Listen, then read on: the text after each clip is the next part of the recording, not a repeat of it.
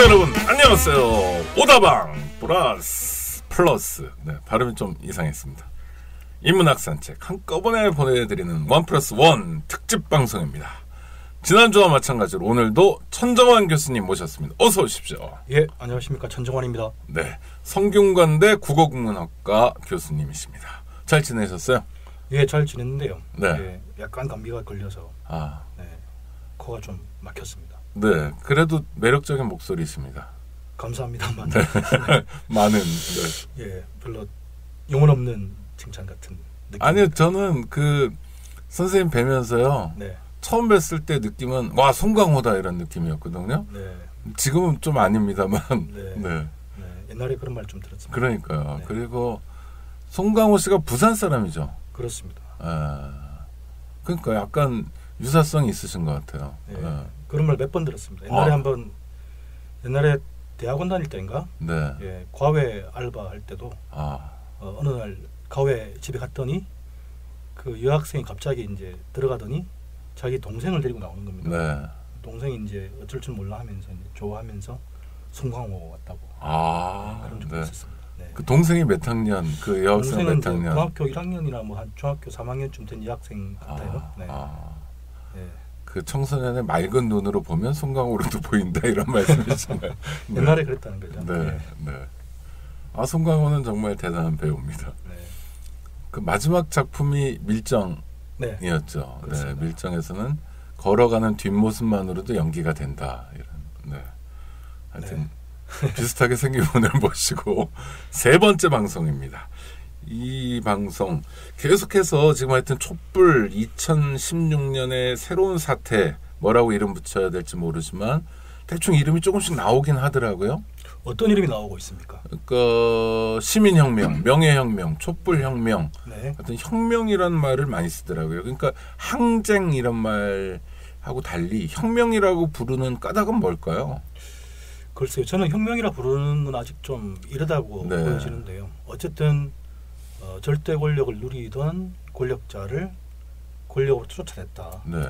완전히 쫓아낸 건 그렇죠. 아니지만 완전히 쫓아내지는 못했지만 쫓아냈다. 그리고 이제 시민 스스로가 아래로부터 그야말로 아래로부터 뭔가 이뤄냈다. 뭐 이런 의미에서 혁명이라 부르는 분들이 많은 것 같은데, 근데 그러나 이제 혁명이라면 그야말로 체제가 좀 변해야 되고 또 새누리당이라든지 이런 데 남아 있는 구체제의 인물들이 쫓겨나가야 되고 뭔가 다른 개혁적 조치들이 실질화돼야 되겠죠. 그러니까 진행 중인 혁명인 거죠. 혁명의 양상은 보이죠. 할 수도 있죠. 네, 양상은 보이죠. 비슷한 것도 보이긴 합니다만. 네.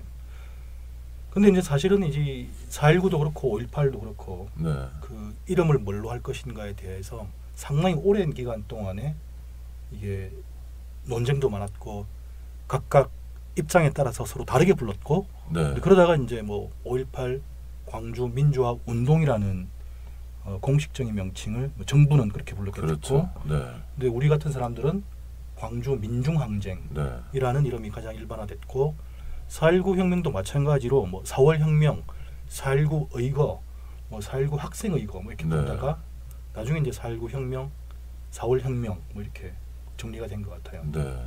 그렇지만 정부에서 공식적으로 부르는 건 아직까지도 의거라고 부르죠. 그렇습니까? 네.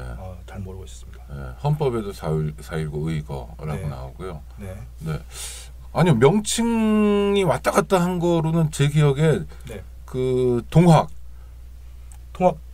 가보 농민 전쟁, 농민 혁명, 뭐 동학을 붙였다, 가보를 붙였다가 뭐 그렇습니다. 네, 왔다 갔다 많이 해가지고 머릿속에 여러 가지 사건이 있는 것처럼 됐는데 하여튼 뭐 사건이 진행 중인데요. 오늘은 지난번에도 말씀을 좀 주셨는데 87년 6월 항쟁, 이건 항쟁이라고 부르죠. 지금까지 6월 항쟁, 또 6월 민주화 운동, 네. 60 민주화 운동 이렇게 부르는 경우도 좀 있는 것 같아요. 그렇죠. 그런데 6월 혁명이라고 부르진 않죠. 혁명이라고 부르진 않죠. 네. 예.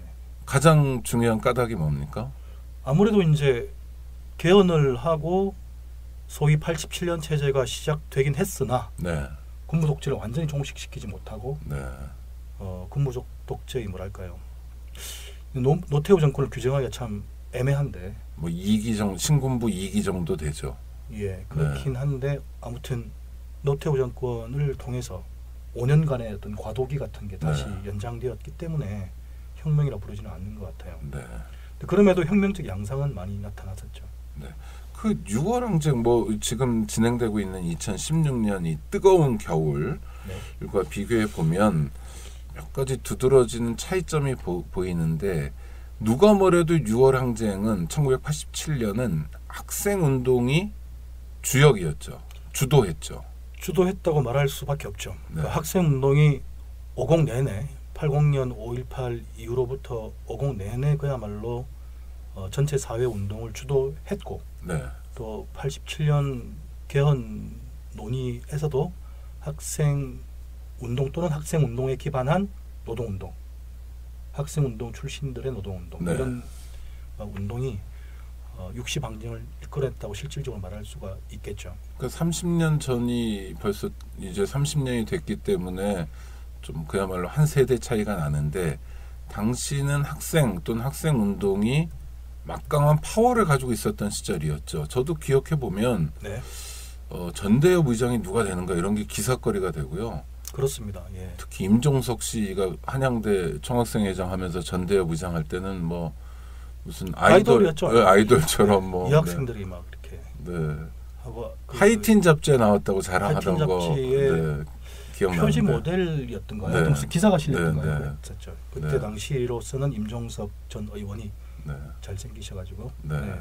아니 그리고 뭐 여장을 해도 어울린다 뭐 이런 얘기 뭐 임종석이 변장에 능하다 그래서 한 번도 안 잡혔다 뭐 이런 얘기들 하여튼 관심을 끌고 있었고 관심을 끌었던 이유가 이 조직된 학생 대오가 갖는 정치적인 파워 때문이었고 네. 그렇죠. 그것이 6월 항쟁의 가장 중요한 견인차가 됐다. 네, 그건 부인하기 힘든 사실이죠. 네. 그 의문이 하나 생기는 거는요. 네. 자, 학생운동이 70년대도 있었는데 70년대 학생운동하고 80년대 학생운동은 좀 다르잖아요. 질적으로. 예, 다르죠. 어떤 면이 좀 다를까요? 일단은 뭐 두 가지를 말해보면 네. 질적으로 그 이념적 성향에서 예, 물론 이제 그 70년대 학생운동권 가운데에서도 소수는 네. 그 마르크스 레닌주의라든지 이런 식 급진적인 사상을 자기들의 이념적 그 운동의 이념적 기반으로 삼았지요. 근데 그러나 극소수에 불과했고 왜냐하면 너무나 이제 그 금압이 심했기 때문에 네. 그럴 수밖에 없었고 그다음에 70년대 학생운동은 학토옥단 체제 하에서 그야말로 대중화될 수 없었던 거죠. 네. 네, 대중화될 수 없었고 또 정확한 그 변혁론이라든지 사회구성체론 같은 자기 이론적 기반과 학생운동론 그 자체 어떻게 학생을 조직할 것인가 뭐 이런 면에 있어서도 80년대에 비하면 훨씬 초보적인 단계에 있었다고 말할 수밖에 없죠. 약간 지사적 운동 뭐 이런 느낌도 좀 있죠. 그런 느낌도 있고 이제 뭐 선민 뭐 특별한 사람들이 하는 네. 그렇고 실질적으로도 70년대 학생의 인구적 구성이 네.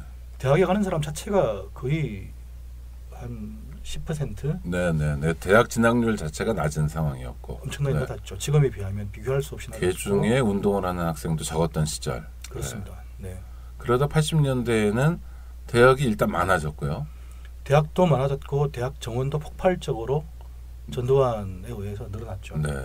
네. 졸업 정원제 이런 거 기억납니다. 네. 그래서 신입생을 좀 더 뽑기도 하고 뭐. 신입생을 거의 한 50%까지 더 뽑던 때가 있었죠. 네.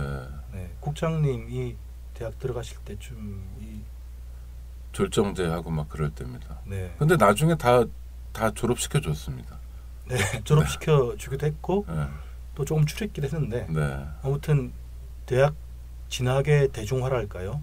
이게 이제 전두환 정권한테는 사실은 이제 70년대 후반부터 대학 진학률을 높여야 되고 또 대학 시험에서 너무 많은 재수생이 발생해가지고 대학 네. 정원이 적어서 네. 70년대 중반 후반에 크게 문제가 되거든요. 네. 그래서 이제 70년대 말, 그러니까 78년부터 급격하게 대학 정원을 늘리기 시작했는데 근데 그것도 부족해서 어쨌든 너무 입시 경쟁이 치열하고 또 대학 가기 어렵다는 여론이 많으니까 전두환이 정권을 잡으면서 그 일종의 이제 유아 조치, 개혁 조치 같은 것으로 고압에도 금지시키고 그 대신 졸업 정원제를 통해서 학생 수를 크게 늘려 놓았는데 이 늘어난 학생들이 오히려 전두환을 공격하는 네. 거대한 부대가 되는 부메랑 효과 같은 게 발생했죠. 네. 그건 이제 객관적인 조건이었고요. 네. 그러니까 학생 수가 늘었다. 그렇죠. 네. 그러니까 데모할 만한 사람들도 늘었다는 건 되는데 네. 그렇다고 데모가 많아지거나 학생들이 조직화되거나 이런 건 아니잖아요. 그렇습니다. 그러니까 뭐랄까 객관적 요소도 있지만 주관적 요소 같은 것도 있을 것 같은데요.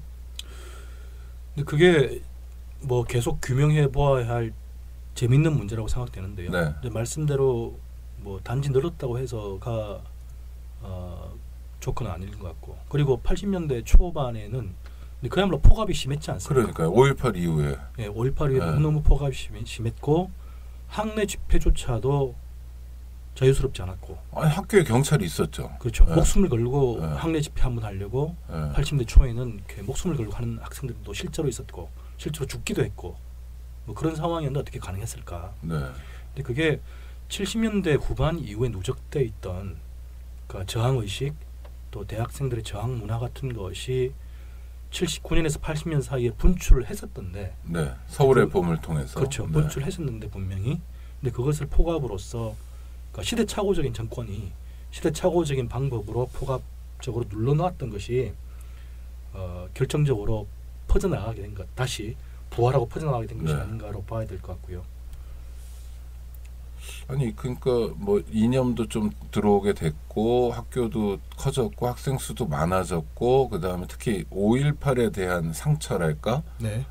정말 복수를 해야 되겠다 이런 마음들도 있고 네. 그다음 70년대 말 80년대 초에 뿌렸던 그런 선도 투쟁이랄까요 이런 것들도 이제 영향을 미쳤는데 또 하나는 그 당시 대학이라는 게 뭐랄까 신입생 때부터 네. 급격하게 이렇게 학생 운동에 편입시키는 체제랄까요? 서클 뭐 학과 그래서 뭐 학습 뭐 동아리 뭐 이런 것들 네. 이런 것들이 또 중요한 요인이 아니었나 싶기도 해요. 그렇죠. 시각 교정 시킨다고 그랬던 것 같은데요. 1학년 입학하자마자. 1학년 입학하자마자 그러니까 한국 사회가 무엇인가 네. 고등학교 때까지 배웠던 한국 사회에 대한 모습 또 뉴스에 나오지 않는 한국 사회의 실질적인 상태 네. 뭐 이런 게 뭔지에 대해서 이제 급격하게 교육을 받고 또 이제 그 충격으로 광주항쟁을 중심으로 해서 한국 사회가 무엇이었는가에 대한 깨달음 같은 것이 곧바로 운동으로 전화되는 그런 장치들과 그런 조직적인 기제들이 많이 갖춰져 있었던 것 같아요.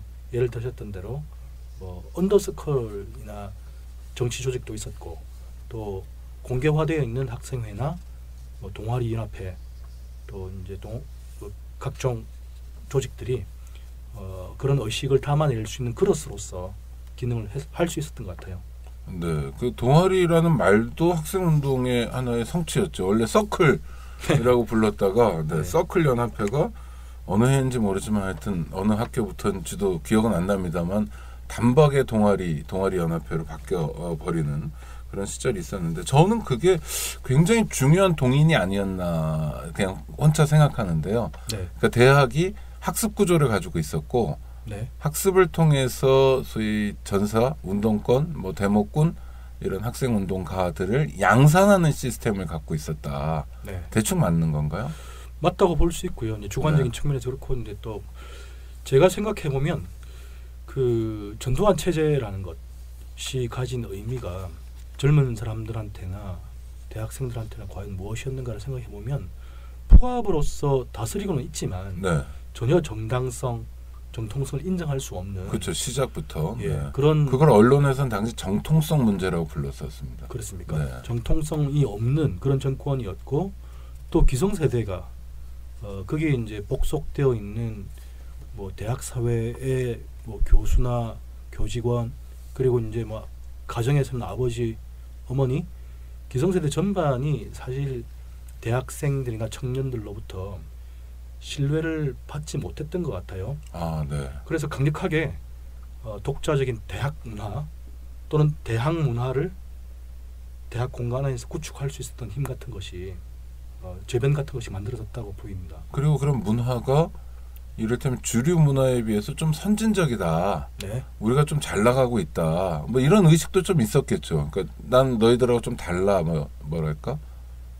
선민의식이요. 네, 선민의식도 좀 있었고 그 다음에 뭐 KBS 1TV에서 틀어주는 것보다 우리가 좀 이런 의식들도 좀 있었던 것 같아요. 학생들에게. 맞습니까? 그렇죠. 아까 말했던 것처럼 대학생들 자체가 일단 사회 전체 평균보다 훨씬 높은 지적 또 이념적 또 사회에 관한 의식을 갖고 있을 수밖에 없었고 또 그런 것들을 바탕으로 해서 그 지금 발달해 있는 대중문화나 90년대 이후의 대중문화와 비교할 수 없이 대중문화의 생산 메커니즘이라든지 생산 그 기반이 취약했지 않습니까? 그런 상황 속에서 대학 문화가 훨씬 더 강하고 저항적이고 진취적인 면들을 갖고 있었던 것 같아요. 맞아요. 그리고 그래서 70년대부터 뭐 대학 가요제니 뭐 강변 가요제 무슨 뭐 해변 가요제 이런 것들이 전부 대학생을 상대로 하는 그러니까 주류 언론도 방송도 그렇게 움직일 정도였으니까 대학이 가지고 있던 생산력은 남달랐던 것 같고요.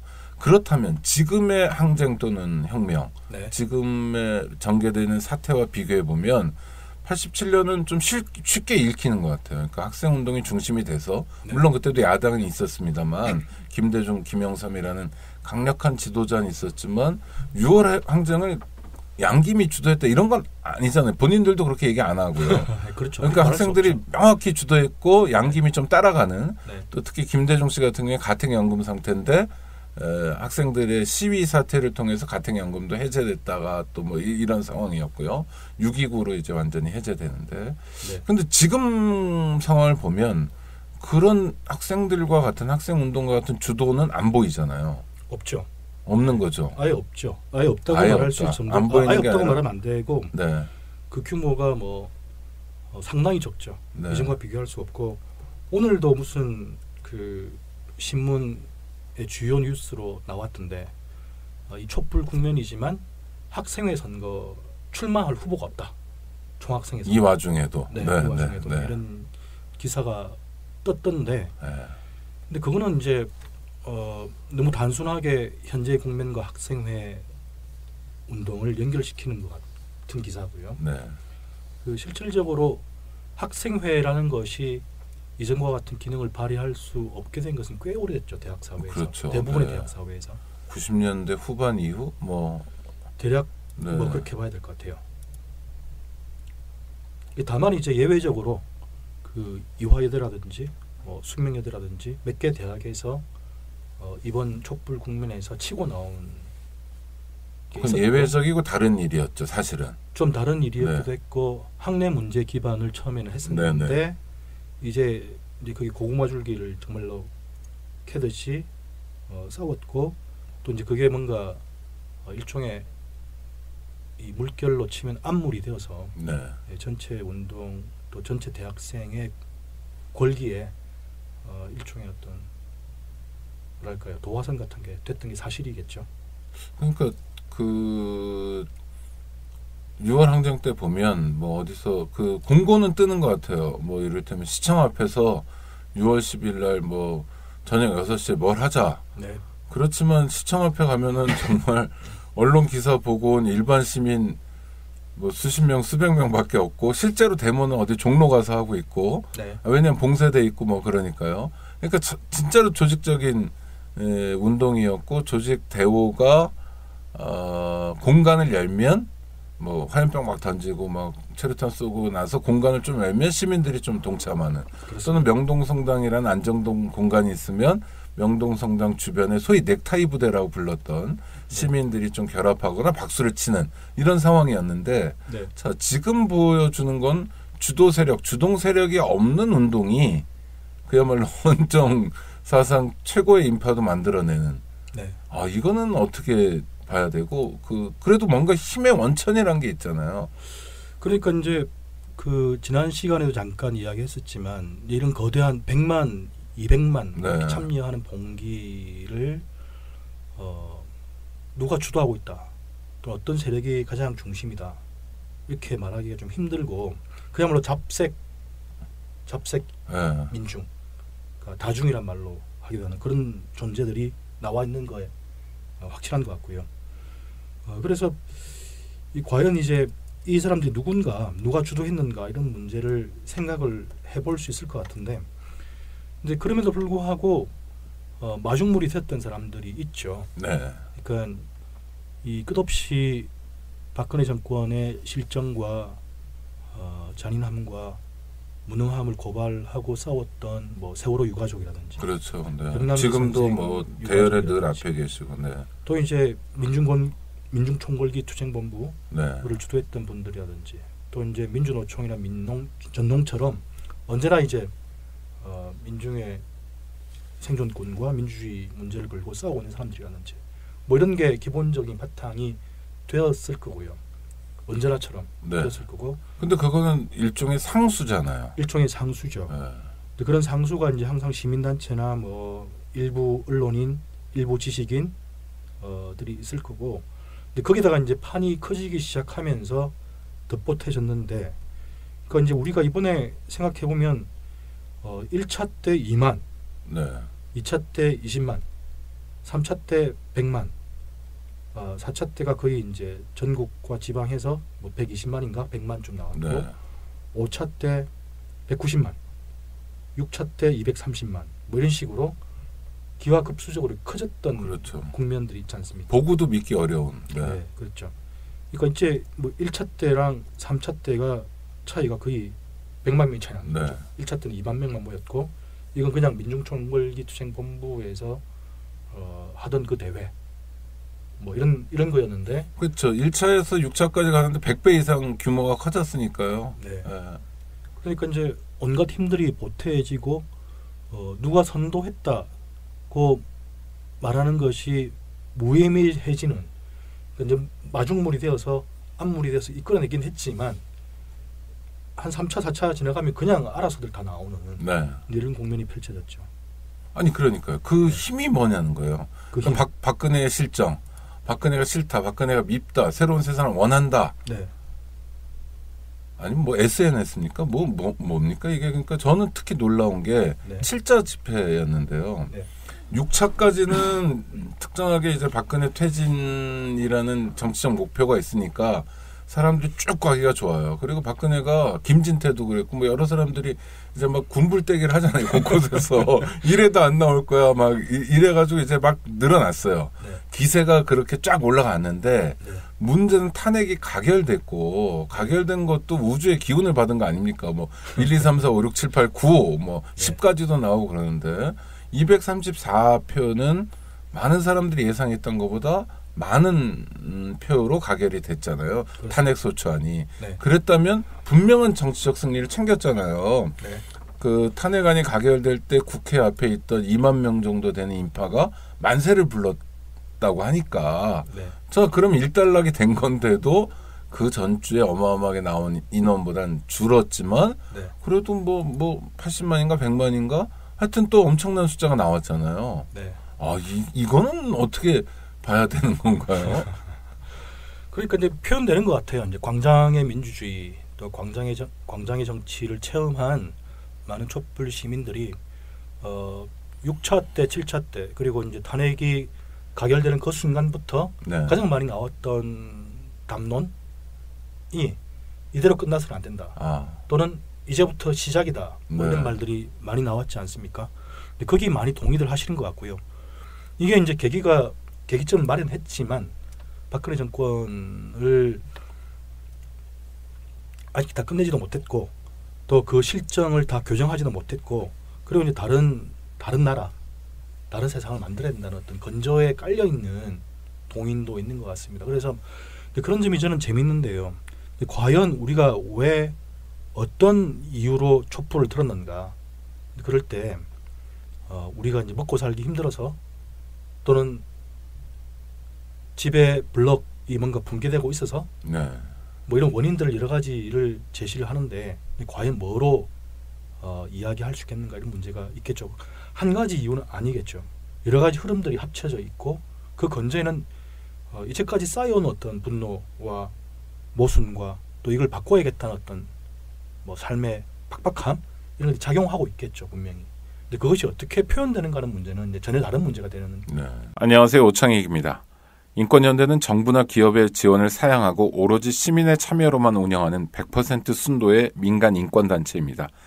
1999년 창립 이래 한눈 팔지 않고 오로지 인권운동에만 매진해 왔습니다.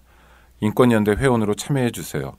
인권연대 회원이 늘어나면 그만큼 인권연대 활동도 풍부해지고 활발해집니다. 인권연대 회원 가입은 인권연대 홈페이지를 참고해 주세요. 감사합니다. 그러니까 6월 항쟁과 가장 큰 차이는 네. 그때는 뭐 하나의 그룹이었을 것 같은데 네. 지도부가 있었죠. 지도부가 있다고 말할 수 있죠. 6월 항쟁 때 지도부가 있었죠. 그래서 뭐 어떻게 싸운다, 어떻게 한다. 그리고 그 국민운동 본부에서도 그런 지침들을 내렸고 그랬는데 당시 국민운동 본부의 위상과 지금 탄핵을 추진하고 했던 소위 뭐죠 지금 조직 시민행동이요. 네네. 박근혜 퇴진 범국민행동 네. 하고는 전혀 위상이 다르고 이건 약간의 가이드 역할 뭐 정도 하는 것 같고 저 땐 지도를 했던 것 같고 그런 하여튼 중대한 차이가 있고요. 그래서 저는 자꾸 궁금해요. 앞으로 이건 어떻게 하는 건지. 그리고 시민들이 누군가에게 이제 교양이나 지도를 받고 탄핵안이 가결됐어도 이게 끝난 게 아니라 이제 시작이다라고 얘기하는 게 아니라 스스로 그냥 자기가 얘기하잖아요. 그러니까 지도자가 되게 많은 정말 100만 명쯤 있는 것 같은 그런 생각이 드는데 이 변화는 어떻게 이게 참 교육의 힘인가요? 뭐 인터넷 뭐 모든 걸 다 합한 것의 힘인가요? 뭐 저는 이제 그런 거를 뭐 대중지성이라 불러보기도 하고 뭐 집합지성이라 부르는 분도 있고 다중지성, 뭐 대중지성 뭐 이렇게 불러보는 분들도 많은데 아무튼 뭐 87년 때처럼 대학생과 재야가 지도의 위치에 있거나 훨씬 더 많이 알고 있고 그 프로그램을 가지고 있고 대중은 이제 거기에 따라가거나 이제 그것을 그냥 뒷받침해주는 존재이고 이런 구조는 없죠, 더 이상. 없고 말씀대로 100만 명이 나오면 100만 명이 하나하나 어떤 생각의 주체이고 또 촛불이라는 행동도 사실은 굉장히 상징적이죠. 촛불 하나를 밝히는 거잖아요. 뭐 횃불일 수도 있지만 촛불 하나를 밝힌다는 것이 가지고 있는 어떤 주체성의 양상이 재밌죠. 어떤 분은 뭐 자유로운 개인들이라는 표현도 썼고 또 이번 촛불이 갖고 있는 가장 주요한 주체성으로서의 특징을 뭐 혼참러, 혼자 참석한 분들, 혼자 참여한 분들 꽤 있더라고요. 상당히 있죠. 그렇게 표현하기도 했던데, 근데 그게 거기서 게재되어 있는 거기 있는 주체성이 무엇인가를 분석하고 또 그 주체성과 또 이제 아까 말씀드렸던 기존에 조직된 대중들, 뭐 전농, 민노총, 또 이제 어떤 상수들과의 관계 뭐 이런 것들도 상당히 중요한 주제가 될 것 같습니다. 전 선생님 말씀하신 것 중에 첫 대목에 많이 알고 있는 지도부가 없다.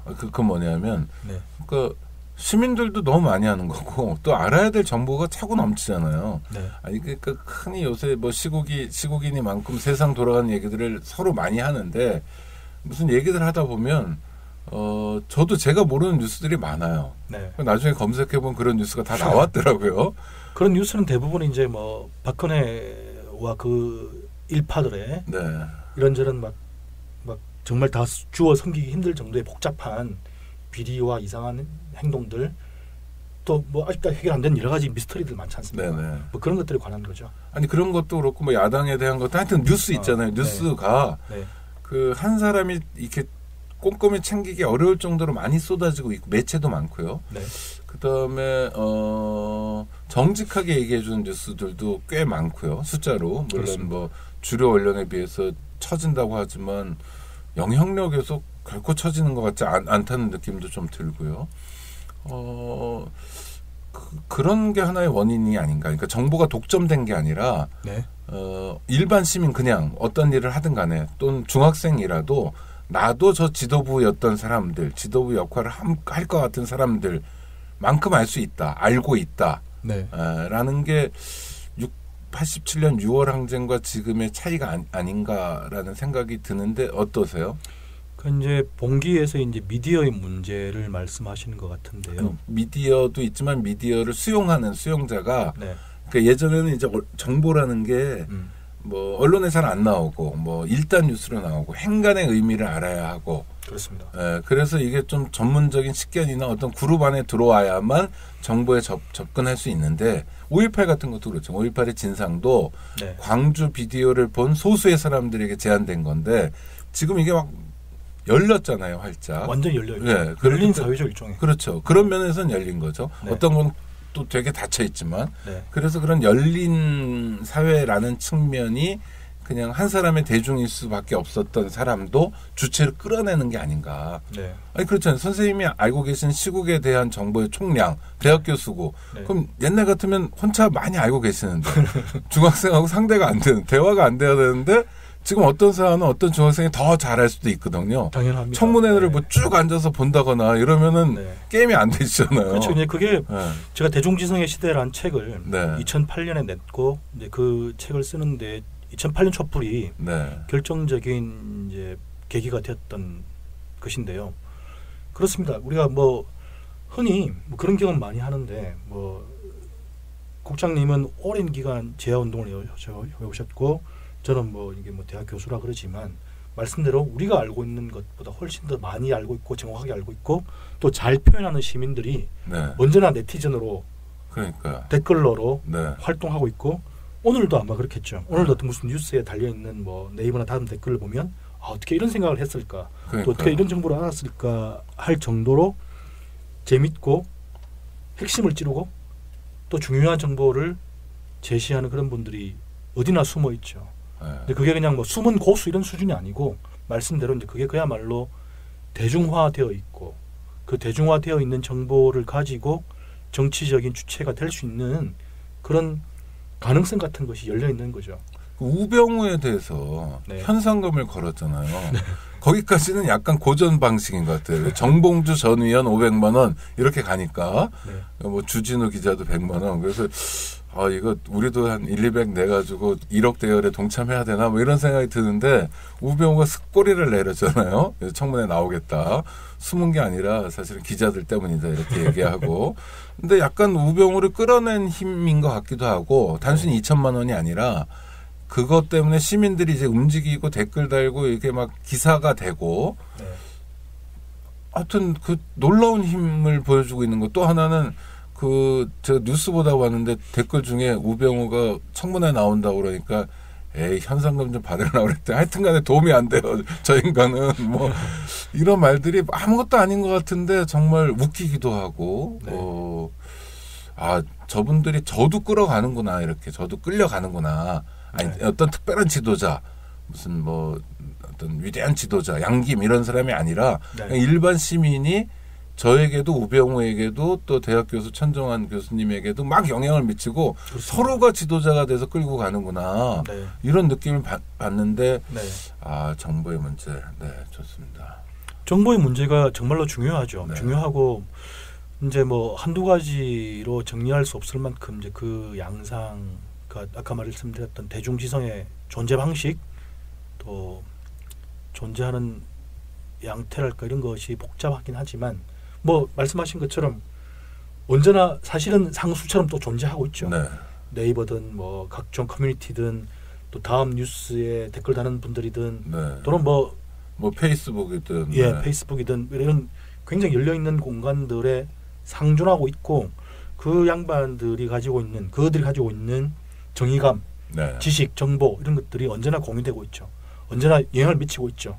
근데 그게 어떤 방향으로 무엇을 향해서 움직이는가 하는 것이 어떤 행동이나 새로운 변화를 만들어낼 텐데 이번 전국에서는 그것이 박근혜와 그 일파 그리고 새누리당을 향한 분노로서 모아지고 또 그게 통합된 힘으로 급격하게 번져나갔던 것이라 볼 수 있겠죠.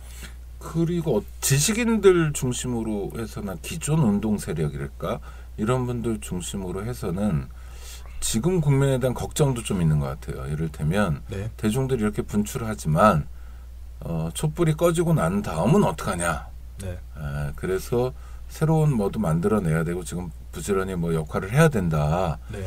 저는 좋은 뜻에서 그런 의미에서 시민의회가 나온 것 같은데 와락에서. 네. 와글 아닙니까? 와글 죄송합니다. 와글에서 했던. 예.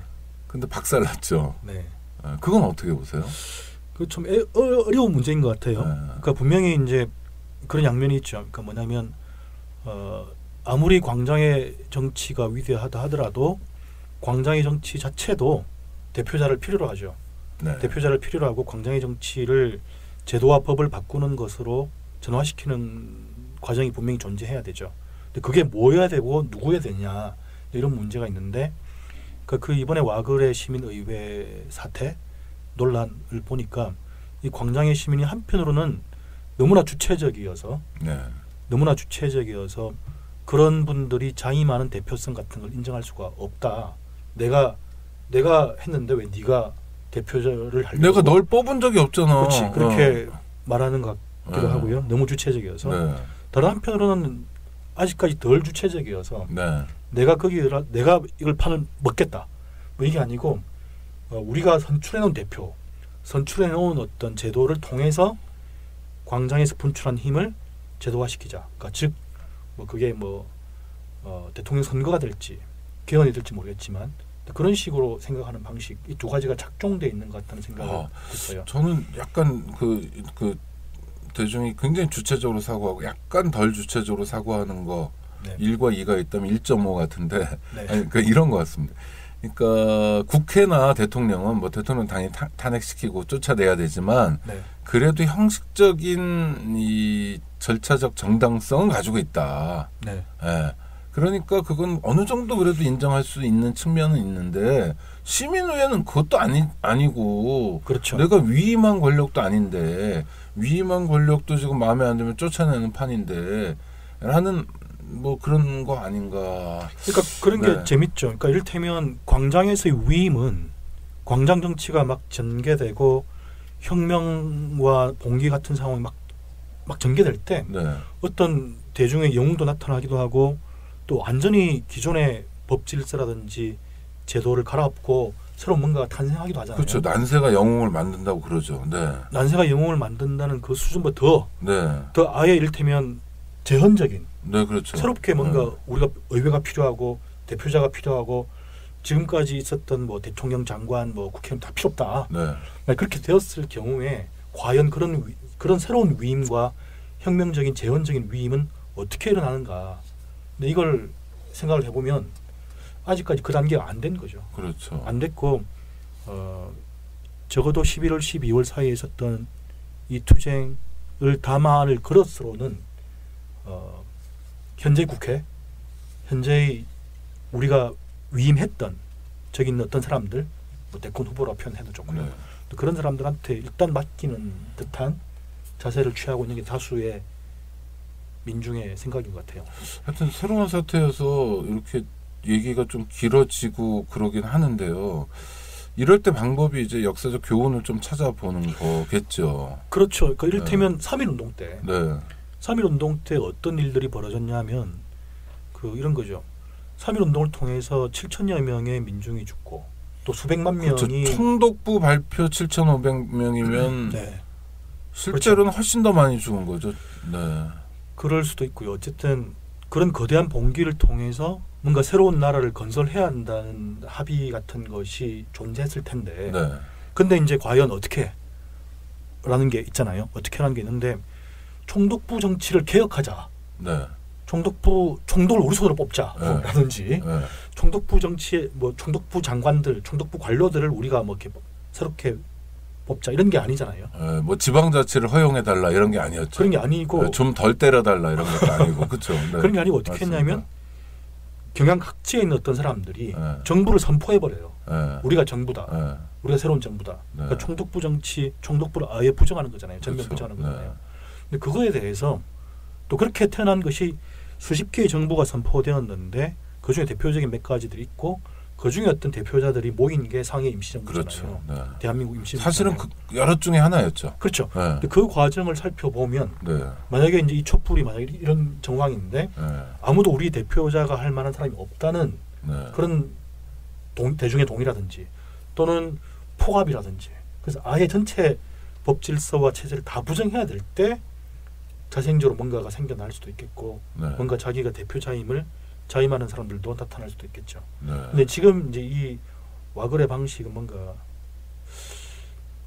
설이 긋다고 해야 되나? 하여튼 뭔가 뭔지 잘 모르겠는. 네. 그렇죠. 저도 사실은 거기 처음에는 보고 말씀하신 것처럼 그렇지 이런 식으로 단지 우리가 현재 위임되어 있는 우리의 대의자들, 대표자들한테 그리고 현재의 정치구도 뭐 대권 경쟁이라든지 뭐 새누리당 안에서 권력 투쟁이라든지 이런 거하고 다른 뭔가를 통해서 뭔가 의사를 전달해야 되고 새로운 정치 권력에 향한 지향을 표현해야 한다는 생각을 하지만 네. 그게 구체적인 어떤 메커니즘과 경로가 뭔지는 아직 잘 모르겠단 말이죠.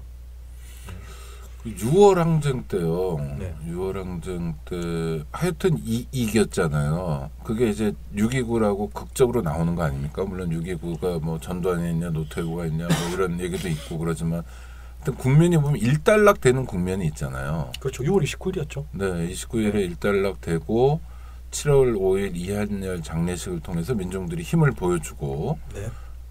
그리고는 이제 바로 헌법 개정으로 가는 거 아닙니까? 개헌으로 가잖아요. 네. 개헌의 결과 87년 체제 네. 그리고 대통령 선거 이게 정말 몇 달 사이에 그냥 쑥 지나가 버렸는데 네. 결국 지금도 비슷한 구도가 아닐까요? 그러니까 개헌에 대해서 좀 논의하자라는 정치인 그룹들도 있고 네. 시민 다수는 개헌은 정략적으로 보지 말고 나중 얘기고 지금 하여튼 이런 사람들이 좀 다수인 것 같고 네. 정치인들 중에서도 개헌 꺼내면 안 된다라고 얘기하는 사람들 좀 있는 것 같고 네. 그렇지만 하여튼 개헌이란 국면이 87년처럼 있을지 없을지 모르지만 분명한 건 지금 항쟁 또는 혁명이 결국 대선으로 귀결될 거잖아요. 그럴 가능성이 거의 뭐 90%겠죠. 그리고 아니 시민들도 그렇게 생각하는 것 같은데 이번에는 이재명 현상도 아마 그런 거 아닐까요? 이번에는 좀 칼 좀 쓰고 이런 사람이 있었으면 좋겠어. 뭐 이런 기대인 것 같고요. 네. 그렇게 가면 되는 건가요? 그러면 또 87년이 반복될 수 있는 건 아닌가요? 이를테면 구도라든지 뒤집기에 능하다든지 자원이 풍부한 새누리당이나 보수 세력들이 지금이야 뭐 이렇게 밀리고 어쩔 수 없고 그렇지만 뭐 이런 우려들도 좀 있잖아요. 당연한 우려겠지요. 네. 또 당연한 우려고 그 뭐 개헌이 필요하다고 다들 생각하잖아요. 그 87년 체제를 만들었던 헌법이 뭔가 시대에 맞지 않거나 네. 또 그보다 훨씬 더 나은 헌법이 필요하다는 생각을 많이들 하고 있는 것 같고, 근데 다만 이제 개헌이 언제 가능해야 되는가 이게 제일 미묘한 문제인데, 그래서 그 개헌을 지금 만약에 의제로 올릴 경우에 네.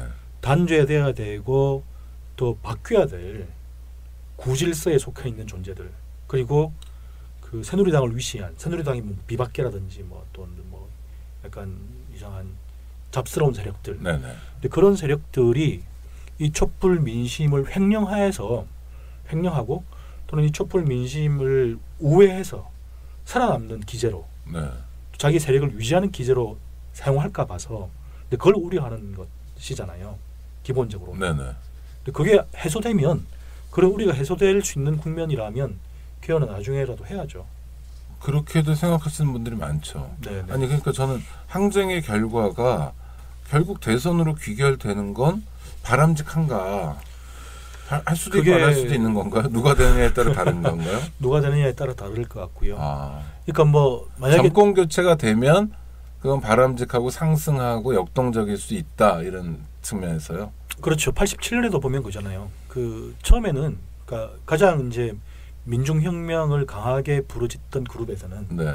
개헌도 반대하면서 헌법 제정하자 그랬죠. 그렇죠. 아예 여당과 야당이 타협해서 만들어낸 개헌이 아니라 네, 민중헌법 그렇죠. 네. 그렇게 관리해서 만드는 개헌이 아니라 아예 그야말로 혁명을 해서 네. 그들을 다 쫓아내고 새로운 헌법을 아예 민중의회를 만들든지 뭐 네. 이런 식으로 해서 헌법을 제정하자는 식으로 이야기를 했죠. 네. 근데 그러다가 안 됐고 또 이제 국민 전체가 대선으로 끌려 들어가면서는 대선에 참여하는 방식으로 네. 그 바꿨잖아요, 입장을. 그렇죠. 그래서 혁명으로 재연 후에 그룹이 나중에는 민중 후보 백기환을 지지하는 그쪽으로 강력한 그룹으로 됐죠. 네. 그래서 실제로 보면 이제 세 가지 노선이 있었잖아요. 하나는 이제 김대중 후보를 비판적으로 지지한다는 그룹이 있었고, 네. 제야와 학생 그룹들 가운데에서 그다음에 이제 무조건 후보 단일화를 해야지 네. 우리가 이길 수 있다. 그게만이 현실이다고 주장했던 그룹이 있고, 그다음에 마지막으로 이제 말씀하신 것처럼 독자 후보론이라고 독자 민중 후보를 내세워서 6월 항쟁부터 7, 8, 9 투쟁까지 표현된 민중의 의지와 민중의 뜻을 그렇게 대선을 만들어야 되고 그런 후보를 통해서 이렇게 뭔가 알리고 표현해야 한다는 주장이 있었죠. 네, 그걸 옛날엔 다 두 글자로 줄여서 비판적 지지는 비지. 그렇죠. 예, 그다음에 후보단이랑 후단. 네. 예, 독자 후보는 독후 뭐 이런 식으로 해가지고 그렇죠. 참 옛날에 그 말을 참 좀 심술궂게 했던 것 같아요. 남들 알아듣지 말라고.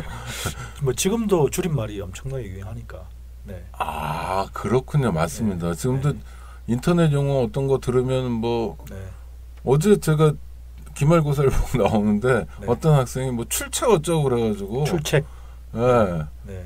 얼핏 못 알아들었어요. 네. 출첵 안 하시냐. 오래된 말인데요. 아니 그러니까 얼핏 내 발음 때문에 하여튼 아니 근데 사실 못 알아들었습니다. 그래서 뭐 그랬더니 출석 체크 그래서 이거 뭐 시험 봤는데 무슨 출석 체크를 따로 하냐 그랬는데 그게 그러니까 특별히 나쁘다고 볼 건 아닐 수도 있다는 생각이 드네요.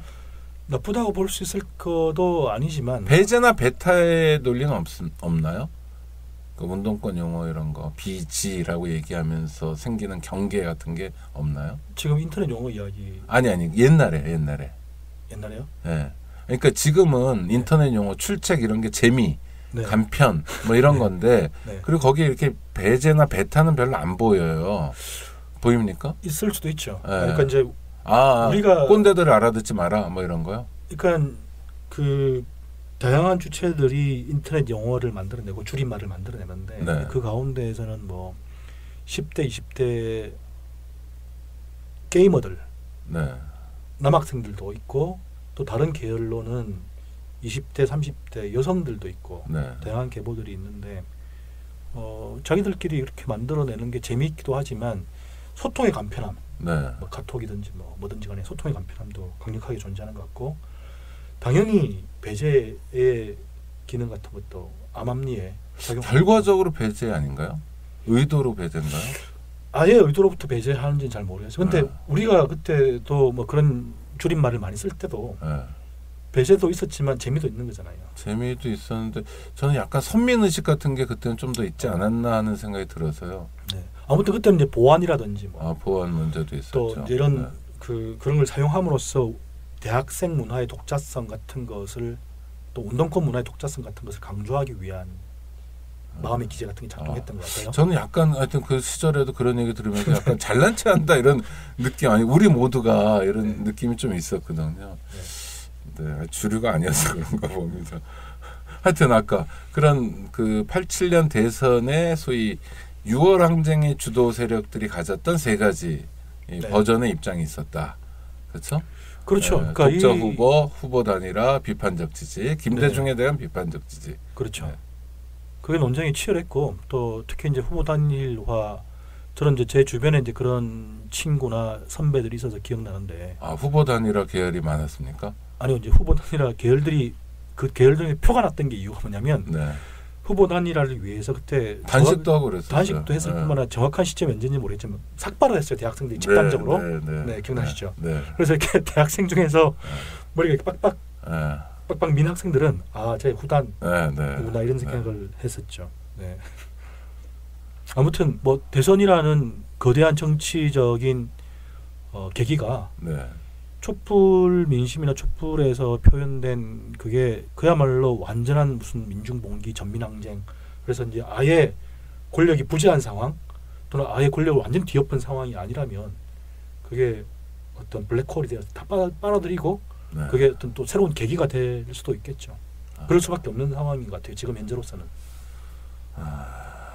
그러니까 그게 뭐 바람직하다 바람직하지 않다의 측면은 아니다. 그냥 현실인 거죠. 네, 현실이죠. 그리고 촛불의 의미를 살린다면 지금 체제가 아닌 다른 체제, 그러니까 질적으로 다른 체제는 나중에 숙제일지 모르지만 일단 세력은 교체되는.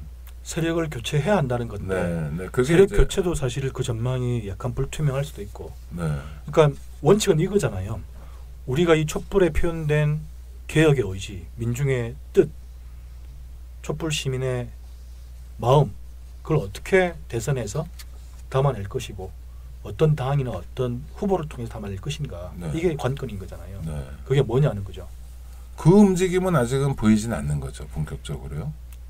근데 그게 이제 기존의 후보들 또 기존의 정당이나 뭐 세력들에 근거해서 표현되고 있는 것 같아요. 그러니까 예전 같으면 이런 새로운 국면, 저항의 국면에서는 진보 정당이나 좀 더 선명한 정강 정책을 가진 정당들이 부각되기도 하고 그러기 마련인데요.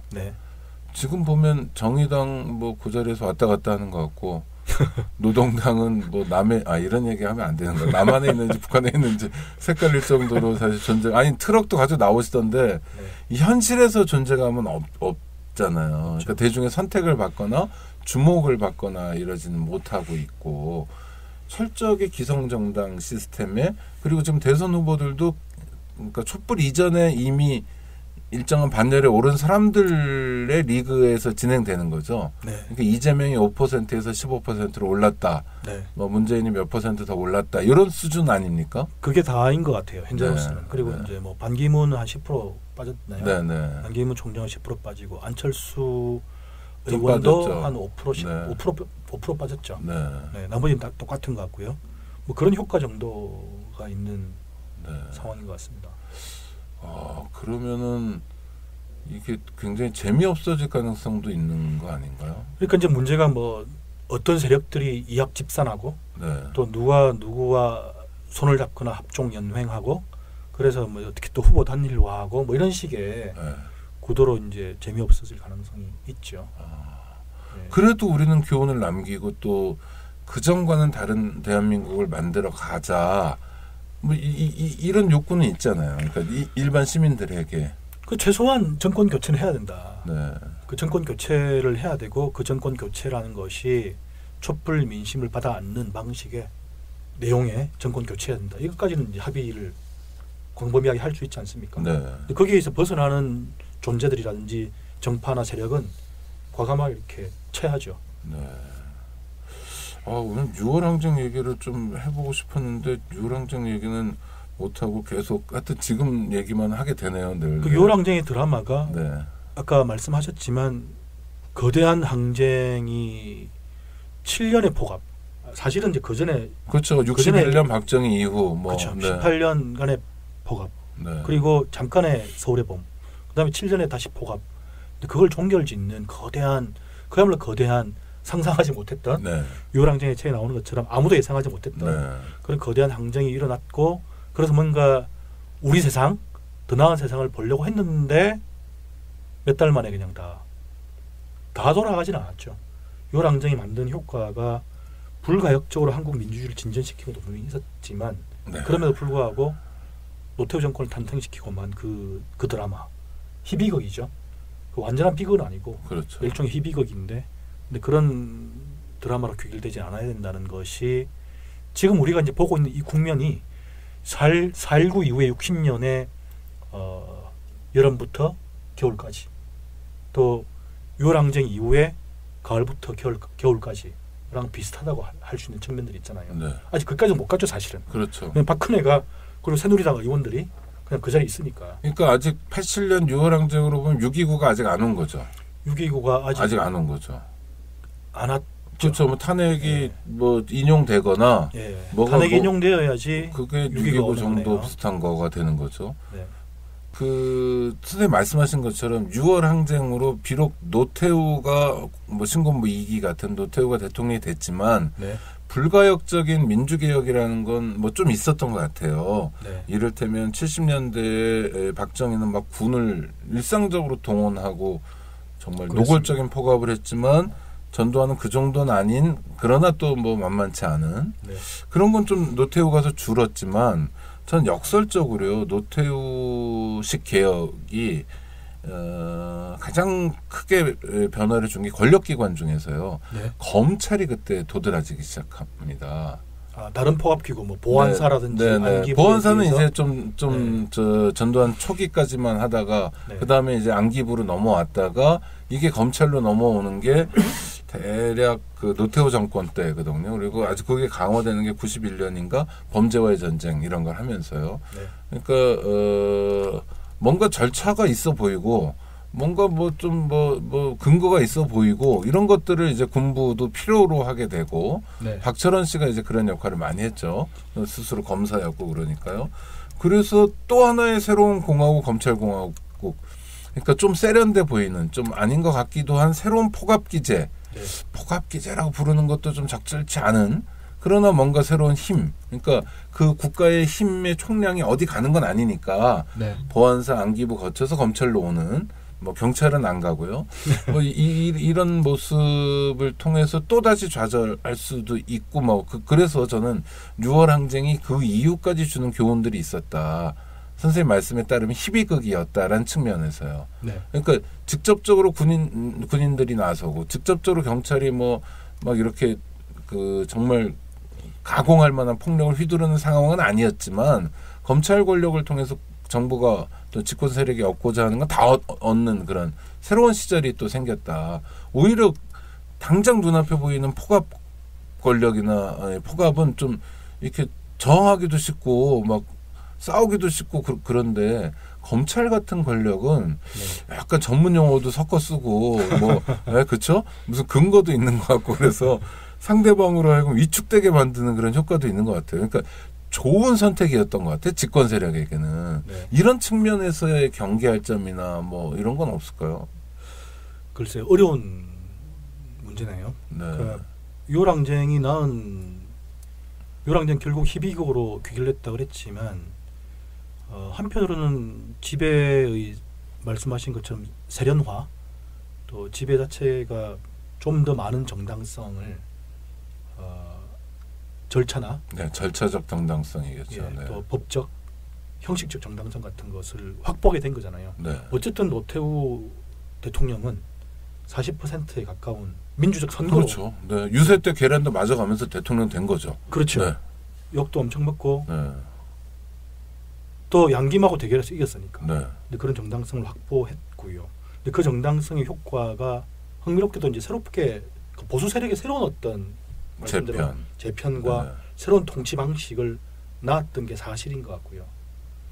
근데 그걸 당연히 이제 그걸 직시하고 당연히 경계해야 되지만 사회 건재에서 그 민주적 헌법이 이전의 헌법에 비하면 훨씬 더 민주적 헌법이 들어왔고 또 88년 올림픽을 치렀고 또 올림픽 이전에 총선을 통해서 여소야대 국면이 만들어졌잖아요. 네, 88년 3월 총선에서 그렇죠. 그것도 그 와중에 어떻게 하다 보니까 냉전이 완화됐고 뭐 이런 상황이 가져다준 사회 전반에 대한 자유화 이런 것이 훨씬 더 팽배해졌는데 서태지도 나오고 서태지는 좀 이따 나와야죠. 92년이 한참 뒤에 나오죠. 그 노태우 정권 때입니다. 노태우 정권 말기가 좀 다르죠. 어쨌든 그런데 그러니까 이제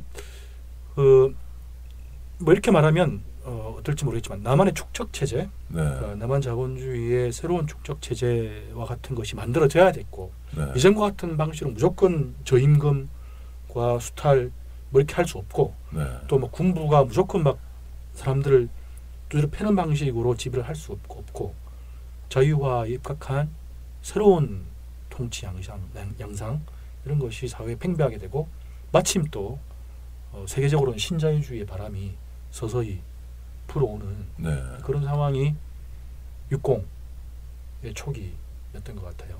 싸움으로 보면 60 이후 시기가 사실은 좀 더 싸우기 어려웠던 시기가 아닌가.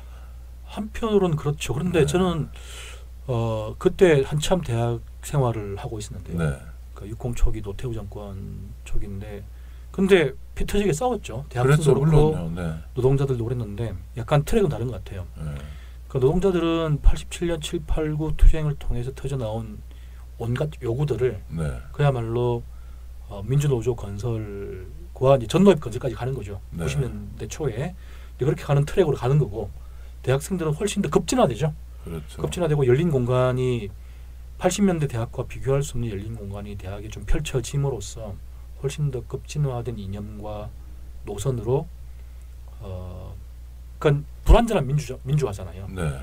선언했고 6.25 선언했고 헌법은 제정했지만 여전히 이제 권위주의라든지 군사 문화라든지 뭐 이런 것들을 팽배했기 때문에 그렇죠. 앙시앙리즘이라는 측면에서는 그대로 다 남아 있었던 거죠. 그렇죠. 많이 남아 있었던 그것들과 투쟁을 했고 또 노태우를 그 당시로서는 어쨌든 일종의 뭐랄까요 군부의 잔재 세력으로 간주를 했었죠. 그러나 약간 좀 물기가 있는 그래서 물태우라고 불렀습니다. 물태우라고 그랬고 또 이제 극적인 사건이 90년 초에 민자당이라는 세력이 등장함으로써 사실은 수동혁명 완성되는 거죠. 그러니까 김영삼, 김종필 그리고 이제 노태우 세력이 합당을 하는 그걸 통해서 이제 보수 대연합이 구성되는 것이 이제 아까 말했던 뭐 남한 축적 체제의 재편, 또 지배와 관리 기제의 재편이 완수되는 민자당 합당 그렇죠. 그러면요 시간이 많이 돼서 오늘은 여기까지 말씀을 나누고요. 이제 금요일 순서에서는 91년 투쟁 그러니까 민자당 체제 이후에 91년에 또 길거리에서 보면 한번 세게 붙습니다. 그렇죠. 그 싸움과 지금 싸움. 91년 투쟁과 2016년 투쟁을 비교하면서 마지막 순서니까요. 2008년 촛불도 이야기를 좀 2008년도 좀 하고요. 2001년, 2008년, 2016년까지 한번 단박에 한번 달려보겠습니다. 오늘은 일단 여기까지 하고요. 청 교수님 고생하셨습니다. 예, 감사합니다. 청취자 여러분 감사합니다. 안녕하세요. 장발장은행의 대표를 맡고 있는 홍세화입니다. 200만 원, 300만 원 벌금을 내지 못해 감옥에 갇히는 분이 매년 4만 명이 넘습니다. 장발장은행은 이분들에게 무이자 무담보로 대출을 해주고 있습니다. 장발장은행을 후원해 주시기 바랍니다. 실로 모든 게 엉망으로 치닫는 듯한 세상입니다마는 스스로 아름다워지는 데에 겸연쩍어 하지 않기를 바랍니다.